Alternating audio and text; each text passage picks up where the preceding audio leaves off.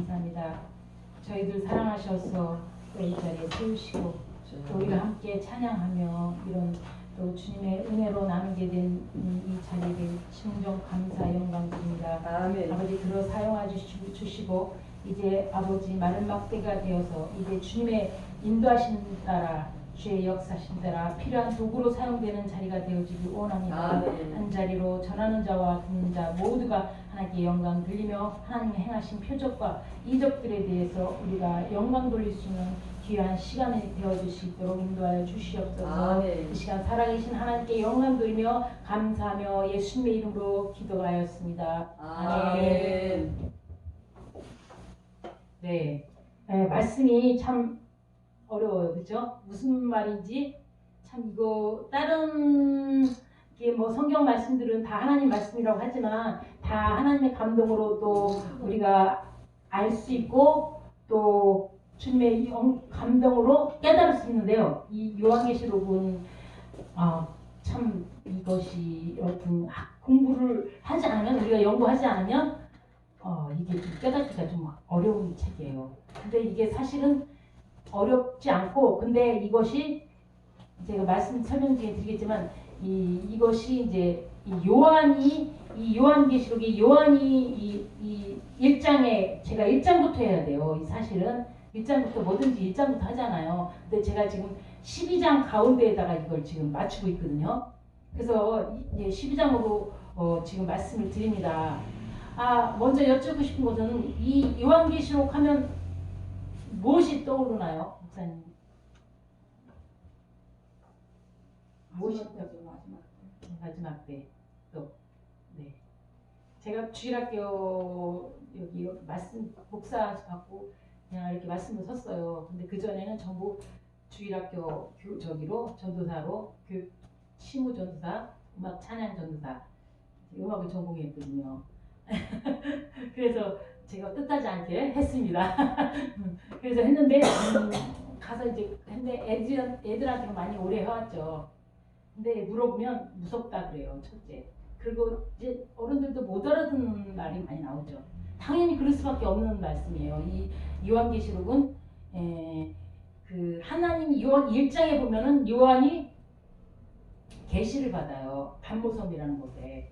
그냥 말씀을 드리면 그 말씀을 증거하다가 요한이 말씀을 증거하다가 그 핍박을 받고 이제 반모섬이라는 곳에 갇혀서 거기서 하나님의 계시가 내려오죠. 하나님의 말씀이 내려오죠. 그래서 주님께서 계시한 책이 있습니다. 요한계시록은. 이 사복음서 주님이 살아계실 때 이 땅에 있었던 일들을 제자들이 썼죠.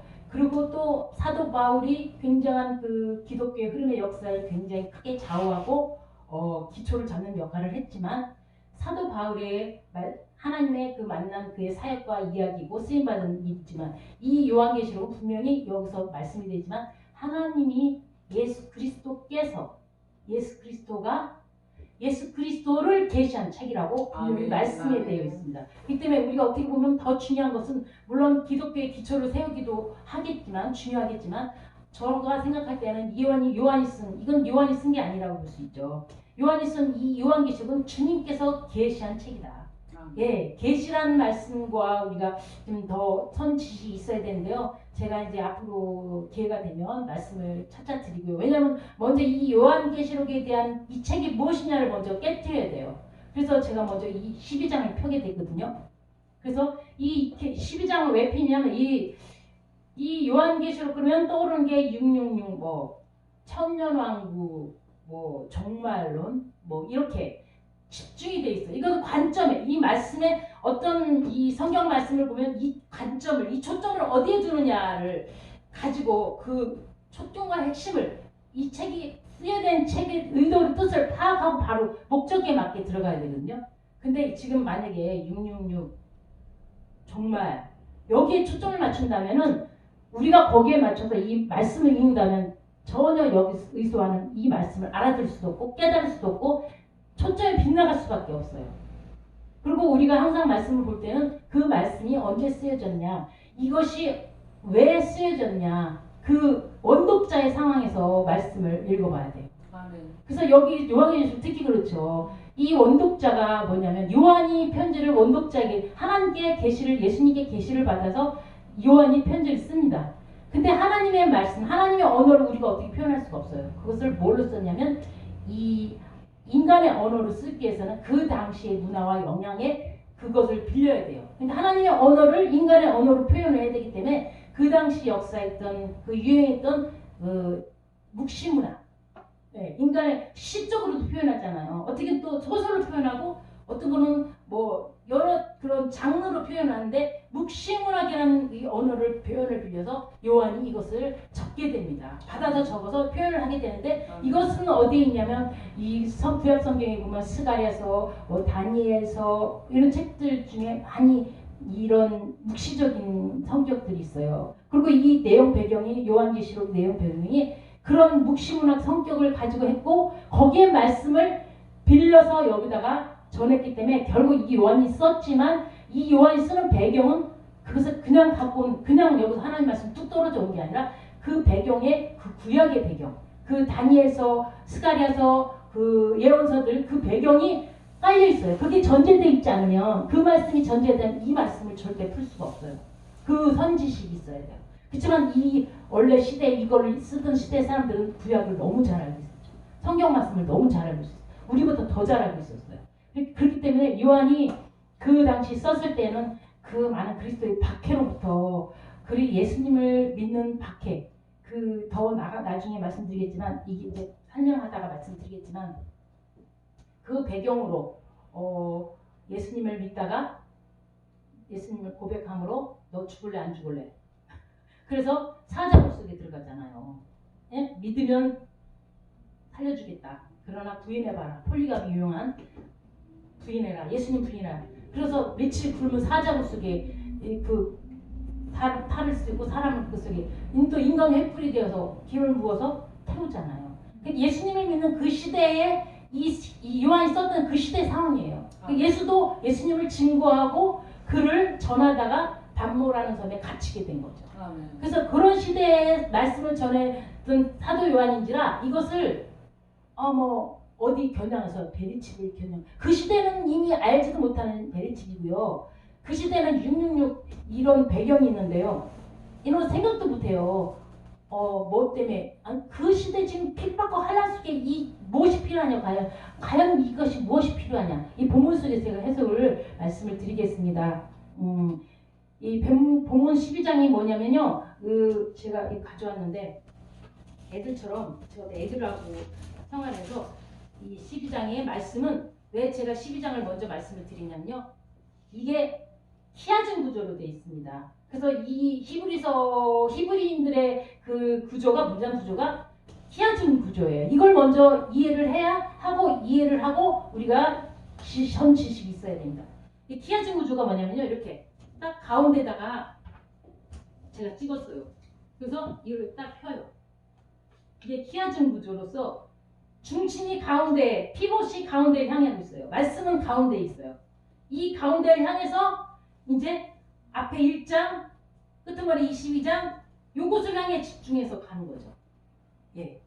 그래서 12장이 본 가운데라고 12장, 11장 뭐 이렇게 가운데에 장이 핵심 장이에요. 여기를 향해서 이 모든 것들이 수렴되어지고 이해되고 펼쳐지고 A, A-, B, B- 이런 형태로 요한계시록이 전체가 구성이 되어 있습니다. 그래서 제가 이 요한계시록의 책이 무엇이냐 이런 구성으로 12장을 보면은 이 책이 무엇을 말하고 있느냐라는 것 이거 우리가 알아야 될 거는 히아진 구조를 먼저 이해하고 히브리적 구조 그것들을 알고서 말씀을 읽을 때 우리가 정확히 전하는 요한이 전했던 그 말을 알 수가 있는 것입니다. 그래서 이렇게 12장을 먼저 제가 하게 됨을 말씀을 드리고요. 제가 이거 너무 길려는 도중에 이제 그만 설교를 하고 다음에 이으려고 해요. 그래서 아예 초점을 이거를 제가 토탈 아예 말을 합니다. 1절부터 6절까지가요. 이 여인 읽어보셨지만 여인이 나오고 용이 나오고 아이가 나와요. 예. 그래서 1절부터 6절까지 용, 여인, 아이 이런 구조로 되어 있어요. 서로 대결, 팽팽한 그런 대립각을 세우는 서로 그런 구조로 되어 있고요. 그 다음에 7절부터 12절까지는요. 용과 그의 추종자들이 있고요. 미가엘과 그의 추종달 천사들이 있어요. 그래서 요 싸움, 그러니까 요 싸움이 한뭉태기 있고 요 싸움이 또 한뭉태기가 있어요. 요걸 이제 제가 읽어보면 머릿속에 한번 그려봐야 돼. 이게 그 다음에 13절부터 17절까지는 용과 여자가 있어요. 그래서 요거를 결론을 먼저 말씀을 드리고 예 있습니다. 한번 이 말씀을 한번 보세요. 하늘에 큰 이적이 있다고 그러죠. 말씀을 펴보고서 읽겠습니다. 하늘에 큰 이적이 있어요. 상상을 먼저 해보세요. 그래서 이제 해를 입은 여자가 있어요. 거기에 이거는 이제 그 꿈에 보여진 그 하나님의 환상을 보여주기 때문에 그것을 봤어요. 그걸 인간 언어로 표현하고 있는 거예요. 그러니까 그림을 언어로 표현했기 때문에 상상을 한번 해보셔야 돼요. 그래서 해 입은 여자가 있어요. 그 여자가 해를 입었는데 발 아래 달이 있고요. 거기에 관을 12관을 썼더라. 예, 그 여자가. 근데 그 여자가 어때요? 아이를 배워서 해산하며 애를 쓰는 모습이 보입니다. 그리고 이거를 하는 그림으로 딱 잡아야 돼요. 딱 그림으로 잡히고 근데 그 옆에 또 있어요. 용이 있어요. 용이 그쵸? 그런데 용이 이렇게 붉은 용이 있는데 머리가 이렇고 뿔이 열이 7왕관이 있습니다.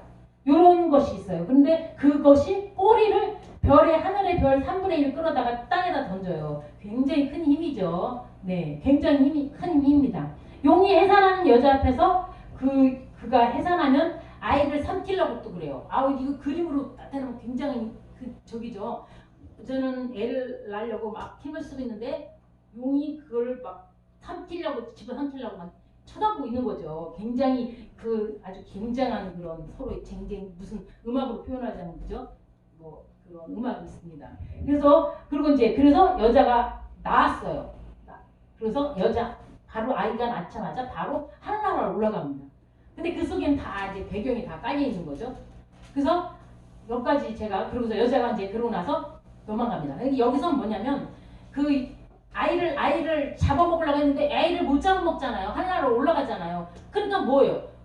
아이가 없어지니까 여자와 용이 남게 돼요.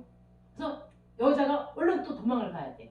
네, 그런 장면에서 먼저 말씀을 드립니다. 그런데 이제 이게 뭐냐면 서로 적당 관계에 빠지지 않는데 여기서 빠지지 않는 캐릭터가 있어요. 이 세 장면을 제가 나눴는데 빠지지 않는 게 뭐가 있죠? 빠지지 않는 여자. 네, 용. 예, 용이 안 빠져요. 두 번째는 여자가 빠졌어요. 근데 용이 안 빠져요.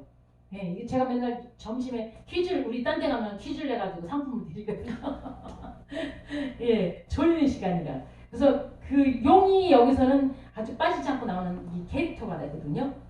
그 용이 어떻게 이해되는지 본문을 중심으로 말씀을 드리겠습니다. 하늘에 큰 이적이 보인다 라고 되어 있습니다. 첫째 말씀에 이 하늘이라는 표현은 이제 그냥 이게 보이는 땅의 우리 창고의 개념이 아니라 이제 세상과 하늘이 반대되는 그런 세상하고 보이는 하늘이라기보다도 세상과 하늘 그렇게 보면은 이해하시면 더 편한 것이겠죠. 하늘나라, 그렇죠? 하늘나라. 그래서 이제 여기서 이제 큰 이적을 볼 수 있는데 이적도 큰 이적을 봅니다.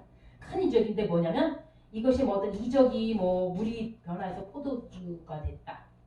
또 사람이 갑자기 안진병이 일어났다. 성경이 치유 역사가 나타나고 그러잖아요. 죽은 자가 살아. 이런 이적이 아니라 여기서 말하는 그 이적은 영어로 사인이라고 합니다. 헬라어로 스테메이온인데 아주 중요한 표지판, 내비게이션과 같은 그런 역할을 하는 사인입니다. 이것은 지금 말씀드리면 로마의 그 학정 속에서 이 그리스도인 사람들이 지금 길을 잃을 방황하는 상황이었죠. 내가 과연 이 신앙을 위해서 살아가야 되느냐, 이 목숨을 버려야 되느냐. 이건 진짜 우리 정말 겪어보지 않으면 우리 삶 속에도 마찬가지예요. 우리가 진짜 이 그리스도인으로 내가 살아가야 돼? 내가 이렇게 빛을 맨날 손해보고 맨날 끈소리 못하고 집에서도 생각해보고 내가 맨날 왜 뒤지고 아무 말도 못하고 살아야 돼? 어느 날 불끈불끈 올라오죠. 내가 왜 맨날 죽어야 되는데? 예, 이런 상황. 이거 더 생명이 왔다 갔다 하는 그런 상황 속에 있는 거죠. 그리고 또 어떤 그 로마에는 조합이라는 결성, 모든 상인마다 조합이 있어서 기회들한 조직이 있어서 그것에 다 가입을 해야 돼요. 그래서 거기서 서로 매매하며 서로 통용하며 서로 도와가며 하는데 문제는 그곳에 길드라는 조직에 가입을 하게 되면 거기에 그 황제에 대해서 황제는 카이사는 주님이신다라는 고백을 해야 돼요. 그럼 그리스도인들은 그 고백을 할 수가 없는 거죠. 그래서 그 고백과 해야 되기 때문에 이 상황 속에서 그곳에 가입되지 않아서 그 생계의 곤란, 우리 생각해 보세요. 뭐 슈퍼도 못 가, 모든 우리 물질이 끊어졌다고 생각해 보세요. 그런 핍박 환란 속에 그리스도의 그 황제에 대해서 주다, 하나님만 주다라고 섬기는 우리들이 그 고백 속에서 살아가야 되는데 그 생활 처참함이란 이루 말할 수가 없고, 이루 말할 수 없는 핍박과 환란 시대에 지금 로마의 그 시대에 살고 있는 그때 쓴 책입니다. 이 책이. 아멘. 69년, AD 69년, 그때 썼던 책입니다. 그러니까 하나님이 이적을 보이신 것은 너의 말은, 내가 너에게 주는 이 말씀은 너희들의 그 지금 당하는 환란은 그대로 가라, 옳은 것이다. 이 말씀을 주는 거예요. 너희가 지는 환란, 너희가 믿는 그 주는 너희가 믿은 그대로 옳은 것이다. 그대로 가라. 이런 큰 사인을, 목숨을 내걸 수 있는, 담보할 수 있는 큰 사인의 말씀을, 확신적인 말씀을 주는 거예요. 그게 이적이 말씀인 것입니다. 그래서 이제 해를 입은 여자가 그 발 아래 다리 있고 머리에 12관을 썼더라. 보면 자 보세요. 우리가 이거는 구약을 배경으로 했다고 말씀드렸습니다. 12별이 감싸고 있는 모습, 이 12 면류관 생각하면 굉장히 아름답고 찬란하고 영광스러운 그런 12 위엄을 가진 그런 모습입니다. 근데 우리가 12를 생각할 때 무엇이 생각나는가요? 목사님. 12. 뭐 연필 족소. 예? 족소. 예, 족소. 연필 한 다스 뭐 애들은 연필 한 다스 뭐 12 그렇게 해요. 근데 12 야곱의 12 아들 있잖아요. 네. 그래서 신약에 와서는 그 12 사도, 예수님이 12 사도를 꼭 세우셨잖아요. 그냥 세우신 게 아니에요. 12 그 백성 지파를 세웠죠. 그 기초, 이스라엘 백성 기초, 하나님 백성 기초 단위가 12식이었어요. 아멘. 그리고서 이제 그 성취로서 12 사도를 세웠던 이유로 그 12의 성취로서 12 사도를 세웠던 거죠. 아멘. 그래서 12라는 10이라는 수는, 성경에 의미하는 수는 그 12 백성 하나님의 수와 그 12 그 신약의 성취로서의 그 수, 12 사도, 그것이 있습니다. 근데 이제 나머지 이제 별과 달과 이 해를 이 도움을 받아야 돼요. 이게 어디서 비롯된 것이냐? 그건 창세기 30장 9절에서 10절 말씀을 제가 읽어보겠습니다. 요셉이 다시 꿈을 꾸고 그의 형들에게 말하되 내가 꿈을 꾼즉 해와 달과 별 11별이 내게 절하더이다. 11별이 절하더이다. 그가 이르되 내가 꿈이 무엇이냐? 이 야곱이 물어보는 거예요. 바로 해석하고 있어요. 지금 나와 내 어머니와 내 형들이 참으로 가서 땅에 엎드려 내게 절한다는 얘기냐? 라고 말했죠. 그러니까 성경 어딜 봐도 이 해와 달과 별이 모여있는 것은 창세기, 여기 한번 다 목사님 뒤집으세요. 창세기 여기 37장에 여기 나와 있어요. 근데 지금 해 입은 여인이 해와 달과 별을 배경으로 지금 이야기를 전개로 하고 있는 것입니다. 그래서 이 보면은 서로의 그 창세기와 관계성이 있다. 자손이라는 얘기죠. 그 별이라는 거는 자손을 얘기해주고 하나님의 백성의 수를 얘기해주고, 그래서 그 하나님이 그 세상을 이방 나라와 구분시켜서 세울 때 그 하나님의 그 뜻을 펼치기 위해서 12 저기를 세웠잖아요. 12 그 야곱 12 지파로 시작해서 하나님의 백성을 시작하게 했잖아요. 그래서 요셉을 집해서 그곳에 가서 그것을 많은 민족을 이루게 했고 하나님이 다시금 하나님의 이스라엘 민족으로 세우는 그런 일이 있었잖아요. 그런 해석이 이제 서로의 관계성이 있는 이 여인과 관계성이 있는 것으로 우리는 해석할 수가 있어요. 왜냐하면 성경에 아무데 봐도 이런 본문은 해, 달, 별 한 곳에 모여있는 본문은 없어요. 많이 나와 있긴 했지만. 그래서 이 2절에 여자가 아이를 베어 해산하고 애를 낳으려고 해산하는 것이에요.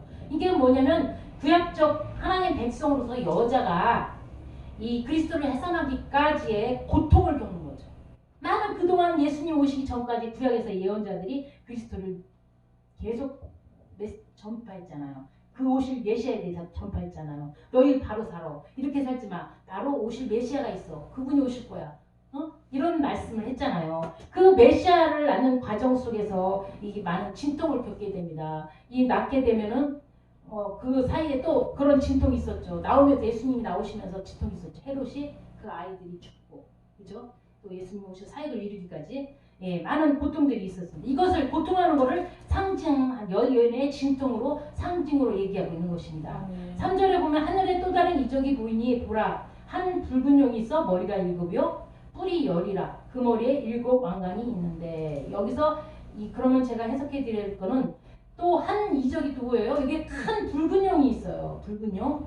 그래서 머리가 7이고 뿔이 10이라. 여기도 이제 제가 그 구약의 다니엘서 7장 2절 말씀을 제가 들어가 봐야 됩니다. 그래서 여기서 용이 의미하는 것은 붉은 용은 이 사탄을 상징하고 있습니다.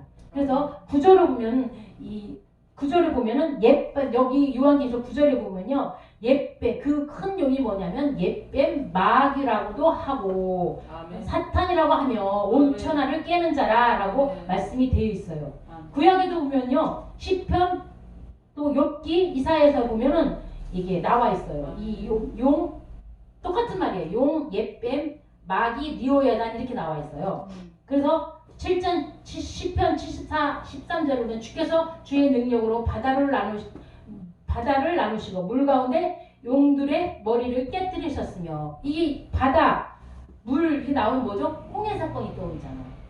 그래서 그 용들의 머리를 깨뜨리셨다. 홍해 사건으로 인해서 이스라엘 백성을 구해주고 그 애국의 모든 자들이 수장되는 그런 역사, 머리를 깨뜨렸다라고 표현을 하는 거죠. 너로 말하여 이르기를 주께서 이같이 말씀하시되 애굽의 바로 왕이여 내가 너를 대적하노라. 너는 자기의 강들 가운데 누운 큰 악어라. 이번 또 악어라고 나왔죠. 그래서 용이라고 하고 악어라고도 하고 리오야단 그렇죠? 이렇게 말을 하는데 구약에서 보면은 이 애굽 왕과 병사들 용들이라고 말했던 것을 볼 수가 있습니다. 그래서 용은 그 애굽은 세상 하나님과의 대적 세력이죠. 하나님의 백성을 그 무수히 괴롭혔던 그 애굽의 왕들, 그의 신하들 그곳이죠. 그래서 하나님 세상과의 그 하나님과의 대적 세력들, 이스라엘 백성들이 끊임없이 괴롭혀왔던 그런 세력들로 여기는 표시되고 있는 거죠. 그래서 그 용은 어떤 것이냐면 다니엘서에 보면은 다니엘서 7장 2절 7절에 보면은요. 짐승의 대가리 숫자가요. 대가리라고 하겠습니다. 짐승입니다. 대가리죠. 거기 분명히 나중에 찾아 읽어보셔도 정확히 있습니다. 대가리 숫자가요. 4이에요. 4인데 그것이 뭐냐면 이제 다니엘이 그 왕이 느부갓네살 왕이 꿈을 꿨죠. 4마리 저기 갔어요. 그래서 그걸 해석을 하잖아요. 그리고 그 해석이 바로 밑절에 나와 있어요. 거기 다 나와요. 그러면 그것은 뭐냐면 바로 무엇이냐면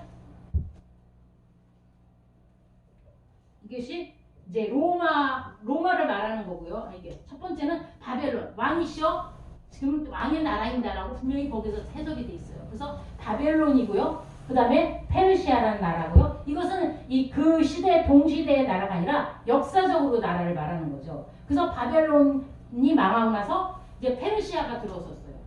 바벨론 무너뜨리고 그 다음에 헬라가 들어섰어요. 그 다음에 로마가 아주 강한 그 사자 굉장한 사나운 짐승 막 지수 밟고 하는 그런 사나운 짐승으로 나온 게 로마를 표현하거든요.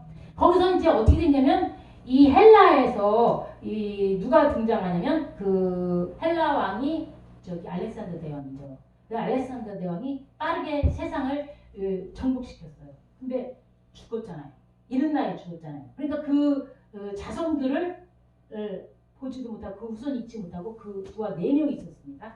그 4명의 부하가 제가 이렇게 해서 4명의 부하 제가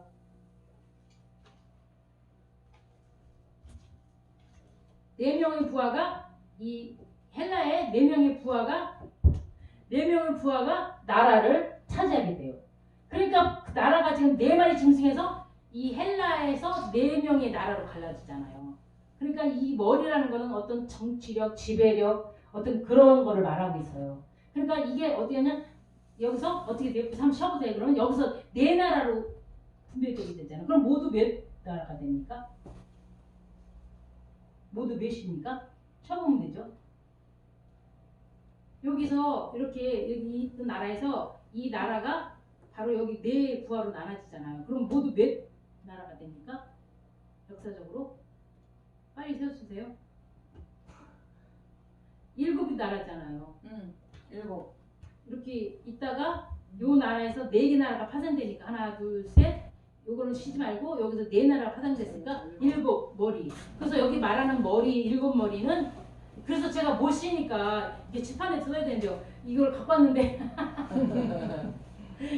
이게 제가 이거 만들긴 했는데 해놓고서 시간은 한 50분 되면 얘기해 주세요. 제가 마치고 다음에 이어서 하겠습니다. 그래서 이제 이제 여기서 보면은 그래서 7나라 7머리를 상징하고 있고요. 그 다음에 또 이 뿔은 뭘 말하냐면 힘을 말하고 있어요. 근데 열풀이라고 돼 있어요. 여기 열풀은 뭐냐면 힘을 말하는데 뿔이 힘을 말하고 있는데 열풀이라는 거는 하나님의 수로 세다는 열이라는 거는 천이 나오고 막 십이 나오고 하나님은 많다라는 걸 표현할 때 열을 표현합니다. 그래서 힘인데 뿔은 힘인데 힘을 표현하고 있는데 뿔이 하나밖에 없다면 힘은 힘인데 약한 힘이죠. 근데 열풀이면 많은 수를 상징하는 거기 때문에 열풀은 힘이 센. 그러니까 이 용은 결국은 하나님을 대적하는 그 나라들로서 그 나라를 조종하고 있는 거잖아요. 하나님 대적 세력, 백성들을 괴롭히는 세력들로 나라가 계속 괴롭혀 왔잖아요. 그 7 머리와 그 다음에 힘이 센 그 용은 힘이 세다 이렇게 말해주죠. 그래서 바로 보면 뭐라고 하냐면 꼬리를 갖다가 하늘에 3분의 1을 뚫어다가 땅에다 매다 꽂히잖아요. 그 별을 백성들을 자손들을 굉장히 이제 괴롭히고 학대하는 그런 장면을 보여주고 있는 겁니다. 그래서 이제 해산하라는 여자 앞에서 이제 또 이제 그 하나님의 계획을 그것을 알고서 이제 지금 또 저기 하고 있는 거죠. 하나님의 계획을 무산시키려고 이 용이 그 일을 벌이고 있어요. 그래서 삼키고자 하지만은 사실은 바로 태어나자마자 여기서는 하늘로 승천하게 되죠. 그러나 이 하늘로 승천했다고 아니야. 예수님이 태어났다. 여기서 바로 하늘로 승천했다. 이거는 여기에 십자가 사건과 모든 것이 묻어나는 거라고. 압축 화일로 볼 수 있는 거죠. 바로 승천해서 아무것도 안 했어. 이게 이렇게 볼 수가 없는 거죠. 이거를 압축 화일로 정리해서 이 말씀으로 표현했다고 볼 수가 있어요. 그래서 그 붉은 용의 그 정체는 원래 하늘나라 1등가는 하나님의 천사였어요. 하나님이 세우셨는데 하나님과 원수가 되었고 하나님을 창조한 사람을 하나님이 사랑하고 영광 받으신 걸 보고 이제 시기가 났어요. 그래서 그 아담을 타락하게 만들었죠. 이 천사가 루시퍼가 됐잖아요. 그래서 천사가 이제 멸망하게 됐고 인간으로 예수님이 그 인간의 죄를 대신해서 인간으로 제가 껐는데 켜지나요? 제가 소리를 다 줄이고 가는데 신경이 쓰여서